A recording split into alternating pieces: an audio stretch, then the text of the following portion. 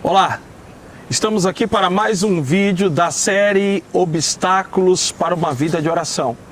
E hoje eu quero falar sobre o desânimo.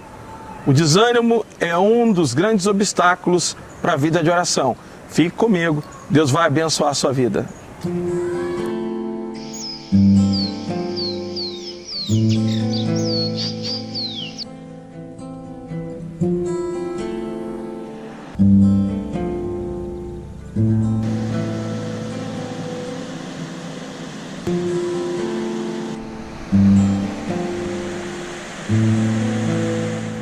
Em Lucas, no capítulo 18, ainda no versículo 1, Jesus ensinando sobre a importância da vida de oração, nós vamos observar que Jesus ele conta uma parábola. Quando ele está falando da viúva e do juiz que não temia a Deus e não temia ninguém e não se importava com a causa das pessoas, Jesus ele está criando uma história comparativa. Isso mesmo, o próprio Jesus está criando uma história em que põe uma pessoa em uma situação desanimadora. É Jesus que está contando a história. E aí que eu entro mais uma vez na questão do dever e do não sentimentalismo. Porque Jesus ele coloca a oração num ambiente de desânimo. Ele não está falando de uma pessoa que está orando em um ambiente que as coisas estão dando certo, mas um ambiente em que tudo é ao contrário. Jesus ele não traz a oração para um cenário de intimidade e de prazer. Ele coloca a oração em um cenário de uma mulher que está diante de um juiz que não se importa com a causa dela. Jesus não está contando uma história de alguém trancado num quarto, de alguém no alto do monte, de alguém que tem que ter prazer no que faz, mas ele coloca a oração em um ambiente de injustiça. E um dos grandes obstáculos da vida de oração é não pensar na possibilidade de desânimo. Isso mesmo. Algumas pessoas, ao sentir desânimo, não oram mais. E é aqui que você tem que pensar. O desânimo que Jesus está citando aqui é pessoas que vão viver em situações desanimadoras. E a pergunta é, você continua orando mesmo desanimado? Você continua orando diante de circunstâncias desanimadoras, diante de palavras desanimadoras?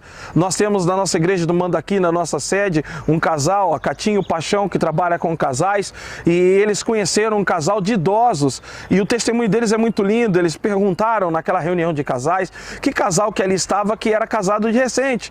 E aí um casal de idosos levantou a mão, e eles ficaram surpresos, e quando chegou no final do trabalho, chegou naquele casal e disse, olha, num tempo em que todo mundo está separando, a gente ficou surpreso com vocês nessa idade, recém-casados. Então, a mulher disse, aquela senhora disse para aquele casal, se vocês estão surpresos, vão ficar mais surpresos ainda com a história que eu vou contar agora.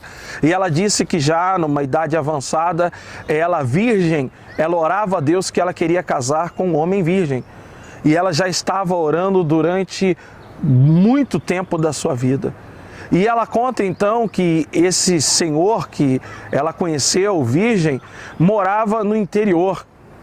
O casal, o pai daquele senhor, tinha muitos irmãos, mas todos haviam mudado para a cidade e só ele ficou para ajudar os pais no trabalho rural. Durante muito tempo ele ficou ali dedicando à lavoura, ao cuidado dos pais, não houve tempo para conhecer mulheres. Os pais deles então morreram e aí ele colocou na mente que ele havia ficado tanto tempo naquela área rural, ele deveria mudar para a cidade. E ele então muda para a cidade, muda para a igreja justamente que aquela senhora estava orando. E eles se conhecem, ela descobre então que ele era virgem, que ele nunca havia conhecido mulher, então eles se casaram.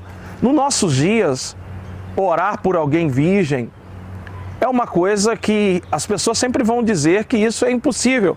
Vivemos em uma sociedade que as pessoas não acham mais possível as pessoas casarem com essa possibilidade.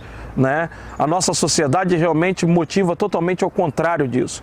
Então, ouvi alguém dizer, e concordo, que o melhor momento de orar é quando você não está com vontade de orar.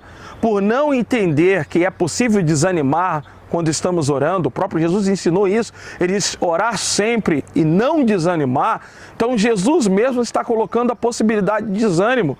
Observe aqui que Jesus não está falando que a oração é prazerosa a todo tempo.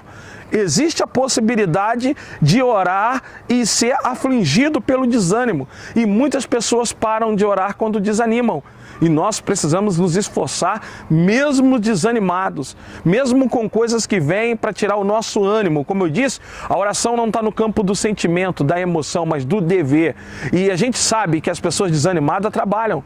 As pessoas desanimadas cuidam do lar. As pessoas desanimadas precisam ir ao médico. As pessoas desanimadas precisam continuar as tarefas do dia a dia. E nós precisamos entender isso também em relação à oração, que a oração também deve vencer o desânimo. Em meio ao desânimo, sempre devemos orar. E algumas pessoas pensam que tem que parar de orar quando sente desânimo, enquanto deveriam orar mesmo desanimadas. Um dos obstáculos para a vida de oração é não entender que devemos orar mesmo desanimados, mesmo em situações desanimadoras, devemos continuar orando e não esmorecer, não parar devido à situação de desânimo. Deus abençoe sua vida.